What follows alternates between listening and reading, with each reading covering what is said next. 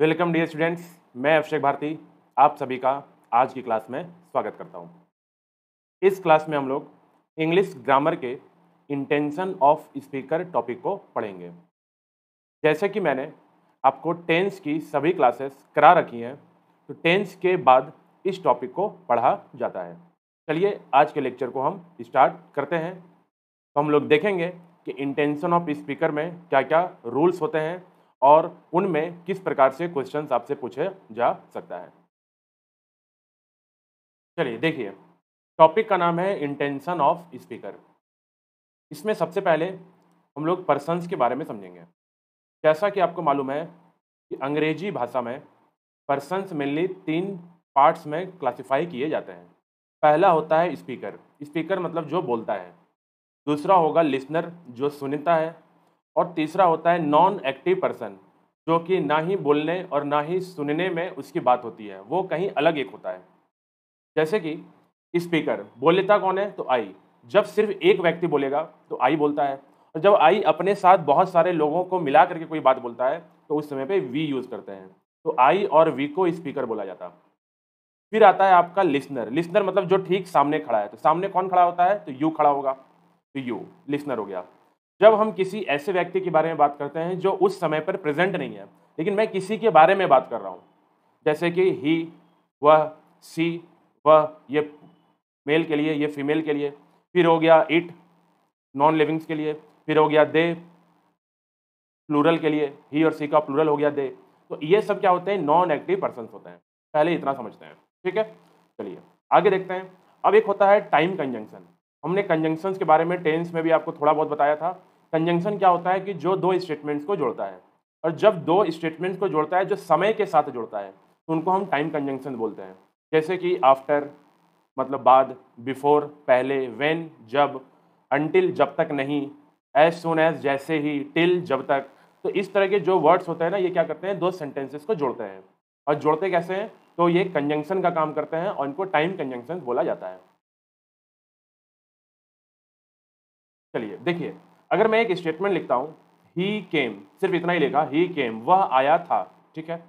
केम क्या है, V2 आप जानते हैं, मतलब ये पास्ट इंडेफिनिट टेंस है। ही केम, वो आया था, पास्ट इंडेफिनिट। आगे मैं लिखूं वह कल आया था, अब इसका इंग्लिश क्या होगा, तो ही केम यस्टरडे या टुमारो। सोचो। अब एक बात बताओ, यस्टरडे का मतलब होता है बीता हुआ कल, टुमारो का मतलब होता है आने वाला कल। हिंदी में तो दोनों को कल ही होगा, लेकिन यस्टरडे होता है बीते हुए कल के लिए, टुमारो होता है आने वाले कल के लिए। अब मैं बोला हूं ही केम, वह आया था। अगर वह आया था इसका मतलब आ चुका है ना, वो मतलब वो तो बीत गया। तो बीत गया तो हमने क्या बोला, यस्टरडे लगाओ, टुमारो मत लगाओ, क्योंकि टुमारो तो फ्यूचर के लिए होता। अगर लिखा होता ही विल कम टुमारो, तब टुमारो सही होता, क्योंकि वह आएगा, कब आएगा, टुमारो आएगा। तो इसका मतलब ये हुआ कि हम वर्ब को देख करके हम बता सकते हैं कि आगे जो हमने बात लिखनी है उसकी जानकारी ली जा सकती है कि वो यस्टरडे रहा होगा या टुमारो रहा होगा। किससे पता चला, सिर्फ वर्ब को देखने से पता चला। दूसरा सेंटेंस देखो, अगर मैं बोलता हूँ ही केम, वह आया था, कब आया था, ऑन मंडे, सोमवार को। अगर मैं किसी को बोलता हूँ वह सोमवार को आया था, तो सामने वाला आदमी क्या समझेगा, आने वाला सोमवार या बीता हुआ सोमवार, क्योंकि वह आ चुका है ना, आया था। अगर आया था मतलब वो पास्ट की बात है। इसका मतलब ये जो मंडे है ये बीत चुका है, तो ये पास्ट वाला मंडे है। तो फिर से आपको समझ में आया कि वर्ब को देख करके हम बता सकते हैं कि मंडे आने वाला मंडे है या बीता हुआ मंडे है। अगला एग्जाम्पल लिखा हमने, ही विल कम, वह आएगा। देखो ही विल कम, वो आएगा, कौन सा टेंस है, फ्यूचर इंडेफिनिट।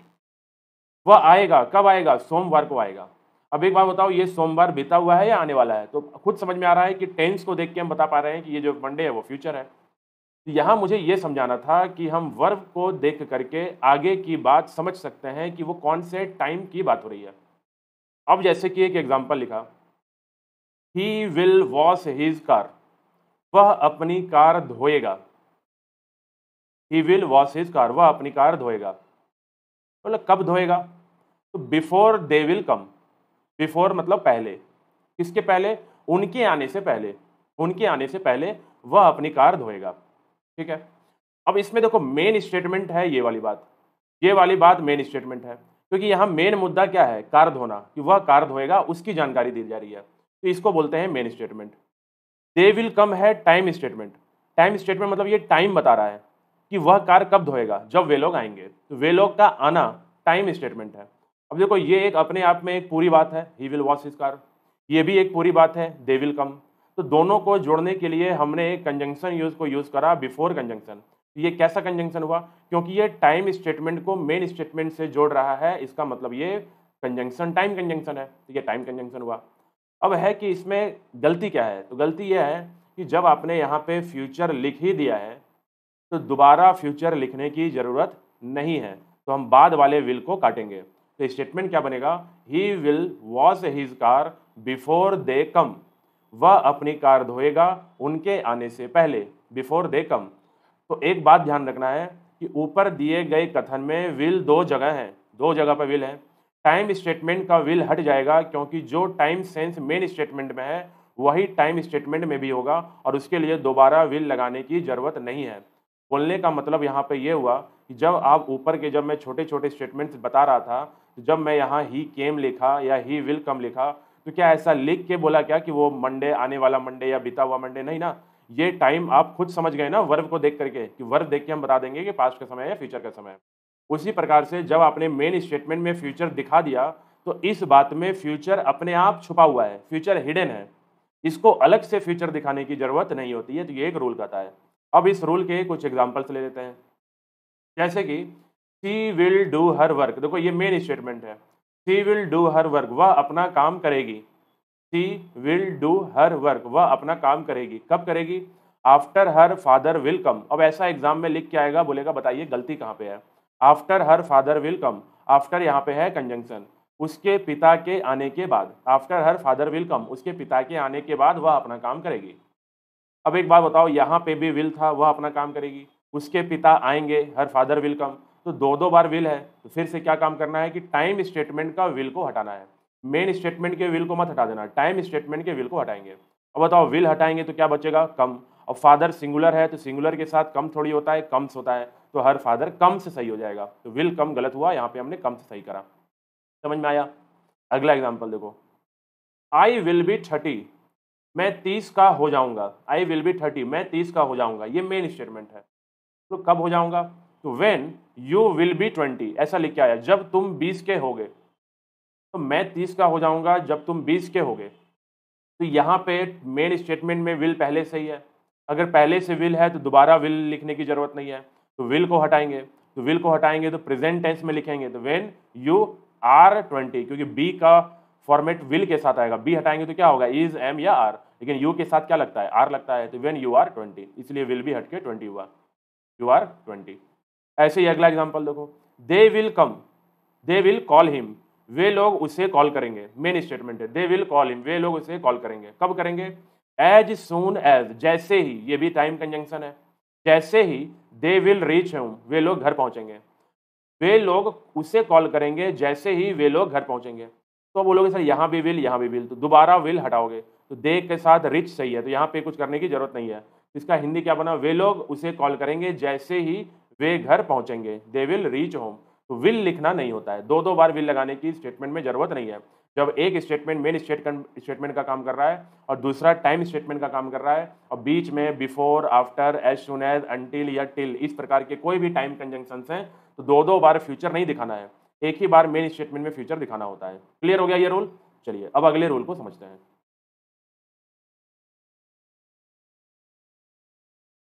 देखो एक होता है कंडीशनल स्टेटमेंट। कंडीशनल स्टेटमेंट क्या होता है, वो स्टेटमेंट जिसमें कंडीशन लगा हुआ हो, कंडीशन मतलब शर्त है ना, जैसे कंडीशन अप्लाई, शर्तें लागू लिखा हुआ होता है ना। तो कंडीशनल स्टेटमेंट वो स्टेटमेंट जिसमें कोई शर्त रखा गया हो, और शर्त रखने के लिए कुछ वर्ड्स होते हैं, जैसे इफ, यदि, unless, provided, provided that, only when, इस तरह के जो भी वर्ड्स हैं वो तुम्हारे कंडीशनल स्टेटमेंट के अंदर आते हैं। तो आपको ध्यान रखना है कि if, unless, provided, provided that, only when, ये सारे कंडीशनल स्टेटमेंट में आते हैं। अब बोला है कंडीशनल स्टेटमेंट भी अपना टाइम सेंस मेन स्टेटमेंट से ले लेती है। तो जैसा कि ऊपर हमने देखा कि टाइम स्टेटमेंट और मेन स्टेटमेंट के बारे में पढ़ रहे थे, अब यहाँ पे कंडीशनल स्टेटमेंट लिखा होगा, और कंडीशनल स्टेटमेंट भी जो अपना टाइम सेंस है वो मेन स्टेटमेंट से लेती है। कंडीशनल स्टेटमेंट में अलग से टाइम कोई दिखाने की जरूरत नहीं होता है। अब क्या है एग्जाम्पल समझते हैं। देखो हमने बोला they will give some money, they will give some money, है ना, वे लोग कुछ पैसे देंगे, they will give some money, वे लोग कुछ पैसे देंगे। ये क्या है? Main statement. देंगे मतलब फ्यूचर में देंगे। तो कब दोगे? तो बोला इफ, यदि, he will come here, if he will come here हमने लिखा, यदि वह यहाँ आएगा। अब देखो यदि वह यहाँ आएगा तो उसका यहाँ आना क्या है? कंडीशन है, शर्त है। अगर शर्त है तो यहाँ पे विल और यहाँ पे विल, दो बार विल, समझ में नहीं आया तो विल को हटा दो, तो कंडीशनल स्टेटमेंट का विल हट जाएगा। अब क्या बचा? इफ ही के साथ कम नहीं होता है, कम्स होता है, तो इफ ही कम्स हियर बन गया, if he comes here. Clear हो गया? अब दूसरी बात समझो, कंडीशनल स्टेटमेंट शुरुआत में भी हो सकता है, कोई जरूरी थोड़ी है कि कंडीशनल स्टेटमेंट हमेशा बाद में लिखा होगा, पहले भी लिखा जा सकता है। जैसे if they will go there, यदि वे लोग वहां जाएंगे। अब आपको मालूम है इफ के साथ जो भी स्टेटमेंट है वो कंडीशनल स्टेटमेंट है। यदि वे लोग वहां जाएंगे, if they will go there, they will meet Mohan, वे मोहन से मिलेंगे। अब देखो ये तो मेन स्टेटमेंट है, वे लोग मोहन से मिलेंगे, मेन बात यह है कब मिलेंगे? यदि वे लोग वहां जाएंगे। तो यहाँ पे भी विल, यहाँ पे भी विल, इस विल को हटा दो, कंडीशनल स्टेटमेंट के विल को हटा दो। तो इफ दे गो देयर, दे के साथ गो सही चलेगा, तो ये भी हो गया। तीसरा एग्जाम्पल देखो, he will not do this work, वह यह काम नहीं करेगा। कैसा स्टेटमेंट है? मेन स्टेटमेंट है।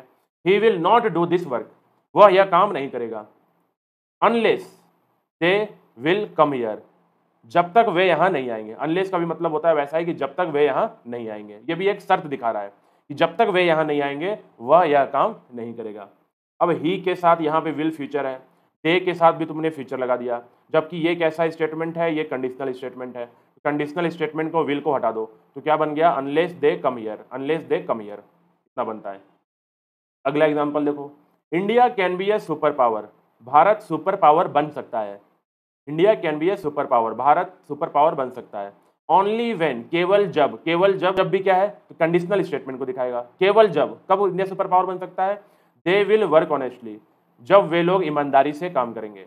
अब इंडिया सुपर पावर बन सकता है जब वे लोग ईमानदारी से काम करेंगे, तो फिर से कंडीशनल स्टेटमेंट में विल फ्यूचर दिखाने की जरूरत नहीं है, कंडीशनल स्टेटमेंट में विल हट जाएगा। क्या बनेगा?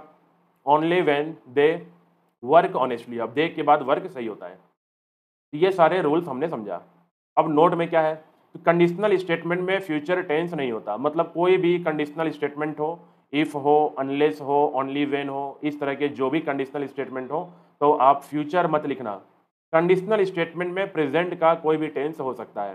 कंडीशनल स्टेटमेंट में जो भी टेंस हम लोग लिखते हैं प्रेजेंट में लिखते हैं। अब ऊपर दिए गए जितने भी एग्जाम्पल्स थे वो सारे कंडीशनल स्टेटमेंट देखो आपके प्रेजेंट इंडेफिनिट में थे, प्रेजेंट टेंस में थे, प्रेजेंट इंडेफिनिट में थे। तो क्या प्रेजेंट इंडेफिनिट ही होना जरूरी है? नहीं, प्रेजेंट का कोई भी टेंस हो सकता है। जैसे कि अगला example, if you are not reading this book, देखो अब कौन सा बन गया? Present continuous. यदि तुम यह किताब नहीं पढ़ रहे हो, if you are not reading this book, comma, let him read it, let him read it का मतलब उसे पढ़ने दो। यदि तुम यह किताब नहीं पढ़ रहे हो तो उसे पढ़ने दो, लेट हिम रीड इट। तो जब कंडीशन है तो कंडीशन में प्रेजेंट कॉन्टिन्यूअस सही है, कोई दिक्कत नहीं स्टेटमेंट में। हमने बोला if you have done your work, यदि तुमने अपना काम कर लिया है, कौन सा टेंस? Present perfect. हैव हो गया प्रेजेंट, डन हो गया परफेक्ट। यदि तुमने अपना काम कर लिया है, यू मे गो होम, तुम घर जा सकते हो। क्लियर? तो कंडीशनल स्टेटमेंट में प्रेजेंट का कोई भी टेंस आ सकता है। अब देखो, माई अंकल विल ब्रिंग, मैं दो स्टेटमेंट दे रहा हूं, इसको समझेंगे। My uncle will bring sweets when he comes here and my uncle brings sweets when he comes here. दोनों में अंतर क्या है? देखो व्हेन यहाँ पे क्या है? टाइम कंजंक्शन, दो बातों को जोड़ रहा है। वे he comes here, he comes here, present tense है, प्रेजेंट इंडेफिनिट है, कोई दिक्कत नहीं है, ठीक है। जब वे यहाँ आते हैं, कौन आते हैं? तो अंकल। तो हम बोल रहे हैं my uncle will bring sweets, मेरे अंकल मिठाई लाएंगे। कब लाएंगे? जब वे यहाँ आएंगे, व्हेन ही कम्स हियर, जब वे यहाँ आएंगे। मेरे अंकल मिठाई लाएंगे जब वे यहाँ आएंगे, तो ये ना फ्यूचर की बात है, मतलब ये एक बार की बात हो रही है, वन टाइम की बात हो रही है। मेरे अंकल जब आएंगे तो मिठाई लाएंगे। लेकिन अगर मैं इसी बात को प्रेजेंट टेंस में लिख दूं, माई अंकल ब्रिंग्स स्वीट्स, मेरे अंकल मिठाई लाते हैं जब वे यहाँ आते हैं, व्हेन ही कम्स हियर। तो हमने पढ़ा रखा है ना कि प्रेजेंट इंडेफिनिट क्या दिखाता है? आदत को दिखाता है। मेरे अंकल की ये हैबिट है कि वे जब यहाँ आते हैं मिठाई लाते हैं। यहाँ पे अंकल की आदत नहीं थी, यहाँ पे थे कि अंकल जब आएंगे मिठाई लाएंगे, ठीक है। तो इस तरह के सेंटेंसेस को आपको समझ के रखना है। यहाँ पे दोनों सही है, दोनों का अपना अपना मीनिंग है। तो ये चीजें मैंने प्रेजेंट इंडेफिनिट टेंस में पहले भी पढ़ा रखा है कि कोई भी फैक्ट हो या यूनिवर्सल ट्रूथ हो तो प्रेजेंट इंडेफिनिट टेंस लगाया जाता है। जैसे कि if we heat ice it will turn into water, तो गलत, इट टर्न्स इनटू वाटर। यदि हम बर्फ़ को गर्म करते हैं तो वह पानी में बदल जाएगा नहीं, बदल जाता है, वह आदत है बर्फ़ की, जैसे गर्म करोगे बदल जाता है। ये साइंस है, फैक्ट है। तो विल टर्न फ्यूचर मत लिखो, प्रेजेंट इंडेफिनिट लिखेंगे। The sun will rise in the east या sun rises in the east, तो sun rises in the east. जो सूरज है वो पूरब से उगता है, उगेगा नहीं, उगता है, रोज उगता है, फैक्ट है ये। द अर्थ इज राउंड, पृथ्वी गोल है, present indefinite. The earth will be round या अर्थ इज बीइंग राउंड, ऐसा कुछ नहीं, सिर्फ present indefinite. Earth is round, पृथ्वी गोल है। तो ये जितने भी फैक्ट्स और ट्रुथ्स होते हैं वो सारे प्रेजेंट इंडेफिनिट में दिखाए जाते हैं। चलो अब एक बहुत ही इंपॉर्टेंट चीज हम लोग समझने जा रहे हैं। ये इफ के बाद V2 हो तो उसे इमेजिनेशन में रखते हैं। अभी हमने पढ़ा है कि V2 क्या होता है, तो V2 पास्ट टेंस को दिखाता है, लेकिन V2 हमेशा पास्ट टेंस को नहीं दिखाता। तो V2 के यूज क्या हैं पहले उसको समझते हैं। तो जब भी वर्ब टू दिखेगा तो वो या तो दो में से कोई एक काम कर रहा होगा। पहला कि वो पास्ट टेंस को दिखा रहा होगा, पास्ट टेंस तो हमने पढ़ लिया, और दूसरा वह प्रेजेंट इमेजिनेशन को दिखा रहा होगा। अब देखो है V2 लेकिन काम कर रहा है प्रेजेंट इमेजिनेशन का। अब ये प्रेजेंट इमेजिनेशन क्या होता है, तो it is not a tense, ये टेंस नहीं होता, इसको टेंस से रिलेट मत करना, ये अलग है। प्रेजेंट इमेजिनेशन पास्ट टेंस से बिल्कुल अलग है, ये टेंस है ही नहीं। प्रेजेंट इमेजिनेशन होता है हमारी कोई भी ऐसी कल्पना जो हम इमेजिन कर रहे हैं प्रेजेंट में बैठ के, कि काश ऐसा हो, काश ऐसा हो, काश मैं ऐसा होता, काश मेरे पास पैसे रहते। इस तरह के इमेजिनेशन बोलते हैं प्रेजेंट इमेजिनेशन। एक एक करके ध्यान से एग्जांपल्स को समझते हैं। तो अगर मैं लिखता हूं ही हैड मनी, सिर्फ इतना ही लिखा, ही हैड मनी। अब हैड क्या है V2, इसका मतलब उसके पास पैसे थे, ही हैड मनी, उसके पास पैसे थे। ही हैज मनी, उसके पास पैसे हैं। ही विल हैव मनी, उसके पास पैसे होंगे। इसका मतलब ये तो सारे टेंस हुआ, और ही हैड मनी है तो V2 है, V2 है तो पास्ट इंडेफिनिट टेंस हो गया, और तो कुछ नहीं आगे पीछे, तो पास्ट इंडेफिनिट टेंस हुआ। लेकिन अगर मैं बोलूं आई विश मतलब काश, आई विश काश ही हैड मनी, काश उसके पास पैसे हो, इसका मतलब पैसा तो नहीं है। इस पैसा रहता तो हम आई विश थोड़ी बोलते हैं, तब तो हम बोलते हैं ही हैड मनी। लेकिन मैं बोल रहा हूँ काश उसके पास पैसे हो, आई विश ही हैड मनी, तो इसको बोला जाता है प्रेजेंट इमेजिनेशन। पास्ट इमेजिनेशन मत बोल देना, पास्ट इमेजिनेशन हम लोग बाद में पढ़ेंगे, एक पास्ट इमेजिनेशन भी होता है, वो बाद में पढ़ेंगे हम लोग। I wish he had money, काश उसके पास पैसे हो। और एग्जाम्पल देखो, Mohan went to Mumbai, went क्या है V2 है, मोहन मुंबई गया था। एक मोहन की जानकारी है, पास्ट इंडेफिनिट टेंस है, मोहन मुंबई गया था, मोहन की जानकारी है। लेकिन अगर मैं बोला आई विश काश मोहन वेंट टू मुंबई, काश मोहन मुंबई जाए, अब ये हो गया मुंबई जाए, मतलब गया नहीं है, काश मोहन मुंबई जाए, प्रेजेंट इमेजिनेशन, ये प्रेजेंट इमेजिनेशन है। तो V2 को देख करके सिर्फ ये मत अंदाजा लगा लेना कि वो पास्ट टेंस है, V2 प्रेजेंट इमेजिनेशन भी होता है। तो प्रेजेंट इमेजिनेशन पहचानेंगे कैसे, तो आई विश लिखा होगा या इफ लिखा होगा, इस तरह के वर्ड्स लिखे होंगे उसके पहले, तो आपको समझ में आ जाएगा। जैसे अगला एग्जाम्पल, आपके एग्जाम में ऐसा क्वेश्चन आ जाएगा, आई विश ही हैज मनी। अब देखो आई विश क्या है, इमेजिनेशन, और इमेजिनेशन हैज V1 से दिखाते हैं या V2 से दिखाते हैं, V2 से दिखाते हैं, तो हैज काट करके हैड सही हो गया, आई विश ही हैड मनी। अगला एग्जाम्पल, ही वॉज या वेयर अ टीचर। बताओ ही के साथ क्या लगता है, वॉज, वह एक टीचर था, ही वॉज अ टीचर, वह एक टीचर था। ये वह ही की जानकारी है, ही की जानकारी है तो कैसा tense, past indefinite, was V2 होता है, पास्ट इंडेफिनिट। लेकिन अगर मैं बोलूँ आई विश ही वॉज या वेयर अ टीचर, काश वह टीचर हो, मेरा इमेजिनेशन है, प्रेजेंट इमेजिनेशन, काश वह टीचर हो। अब अगर प्रेजेंट इमेजिनेशन है, अब दिक्कत है कि सर V2 तो वॉज भी है, V2 तो वेयर भी है, किसको लगाएं। तो इमेजिनेशन में याद रखना कभी भी वॉज नहीं लगाया जाता है, वेयर लगाया जाता, क्योंकि वॉज तो सिंगुलर फॉर्म है, तो सिंगुलर फॉर्म नहीं लगाते हैं, जो बेस फॉर्म है वही लगाते हैं। आई wish he were a teacher, I wish he were a teacher, was गलत हो गया। ऐसे ही I wish I were a king, काश मैं राजा हूँ, काश मैं राजा रहूँ, ऐसा बोल रहा है, काश मैं राजा रहूँ, I wish I were a king. अब देखो आई के साथ तो तुम पढ़े हो कि वॉज लगता है, लेकिन यहाँ पे क्या लग रहा है, वर लग रहा है, क्योंकि ये इमेजिनेशन है। इमेजिनेशन कैसे पता चला, आई विश से पता चला। ऐसे ही बिहेव्स, वह बिहेव करता है, as if he was a या वर अ किंग। देखो एज इफ जो होता है ये भी इमेजिनेशन को दिखाता है, तो आई विश इमेजिनेशन को दिखाता है, एज इफ भी इमेजिनेशन को दिखाता है। हम बोलते हैं ना वो ऐसे बिहेव करता है जैसे वह कहीं का राजा हो, है ना, बोलते हैं हम लोग, वह ऐसे बिहेव करता है जैसे वह कहीं का राजा हो। तो he behaves as if he was the king. तो बोलोगे सर इमेजिनेशन, तो ही के साथ वॉज नहीं वर लगाओ, तो ही वर अ किंग। क्लियर है? चलो आगे देखो। अब नोट में हमने लिखा कि इफ के साथ सब्जेक्ट और सब्जेक्ट के साथ V2 कभी भी दिख जाए, इफ के साथ सब्जेक्ट और सब्जेक्ट के बाद V2 दिख जाए तो ये भी प्रेजेंट इमेजिनेशन का काम करता है और ये पास्ट टेंस नहीं होता है, और ये पास्ट टेंस नहीं होता है, ये प्रेजेंट इमेजिनेशन होता है। तो याद है हमने अभी पहले बताया था, जो हम लोग पढ़ रहे थे अभी कंडीशनल स्टेटमेंट में इफ वाली बात, तो हमने क्या बोला था, इफ के साथ फ्यूचर टेंस नहीं होता, इफ के साथ प्रेजेंट टेंस कोई भी हो सकता। तो बोले सर इफ के साथ पास्ट टेंस होता है क्या? तो नहीं, पास्ट टेंस नहीं होता, क्योंकि जब आप V2 का प्रयोग करते हैं तो वो प्रेजेंट इमेजिनेशन बन जाता है। तो कंडीशनल स्टेटमेंट में भी जब भी कंडीशनल स्टेटमेंट होगा तो वहां पे भी पास्ट टेंस नहीं होगा, वो प्रेजेंट इमेजिनेशन का काम कर रहा होगा। जैसे कि इफ ही वाज या were a bird he would fly in the sky. अब देखो इफ, यदि वह पक्षी होता, क्या पक्षी है क्या? नहीं है, इमेजिनेशन है। यदि वह पक्षी होता, तो इफ ही इमेजिनेशन है तो वाज नहीं, ही के साथ वर लगेगा। If he were a bird, अगर वह पक्षी होता, ही would fly in the sky, तो वह आसमान में उड़ता, ही would fly in the sky. If I had more money, यदि मेरे पास अधिक पैसे होते, हैड है, ये पास्ट टेंस मत समझ लो, ये इमेजिनेशन में बोलो, यदि मेरे पास पैसे होते, if I had more money I would buy a new car, मैं एक नई गाड़ी खरीदता। तो याद रखना कि जब भी इफ के साथ प्रेजेंट इमेजिनेशन लगाया जाता है या V2 लगाया जाता है तो वो एक प्रेजेंट इमेजिनेशन होता है। प्रेजेंट इमेजिनेशन के बाद जब मेन स्टेटमेंट में जाते हैं तो वुड, कुड, शुड, इस तरीके से वर्ड्स को यूज करते हैं। बाकी ये imagination, complete present imagination, past imagination का एक अलग चैप्टर है, वो हम लोग बाद में डिस्कस करेंगे। अब देखो लास्ट टॉपिक है इस इंटेंशन ऑफ स्पीकर का। ऐसा कभी भी लिख के आ जाए it is time, it is high time या इट इज अबाउट टाइम, और इस तरह के स्टेटमेंट्स के बाद अगर सब्जेक्ट हो और सब्जेक्ट के बाद V2 हो तो समझ जाना कि ये इमेजिनेशन है, ये कोई टेंस नहीं है, ये इमेजिनेशन होता है। जैसे it is time you worked hard, it is time you worked hard, worked क्या है? V2। अब हमने बोला इट इज टाइम, तो खुद समझ जाओ ये इमेजिनेशन है। अगर इमेजिनेशन है, इसका हिंदी क्या मिलेगा?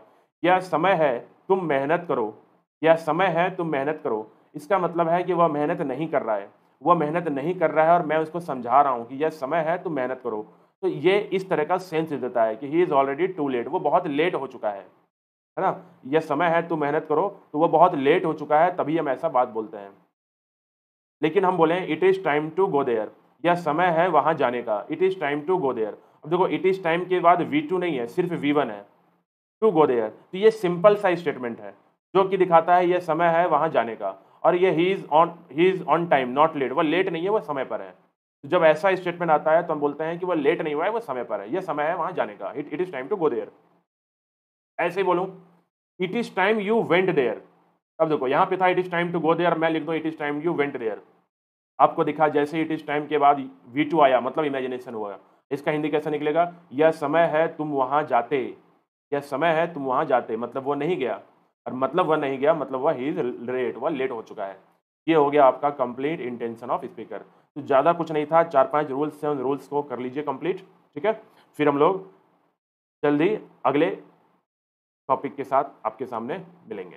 तब तक के लिए thanks all of you, take care.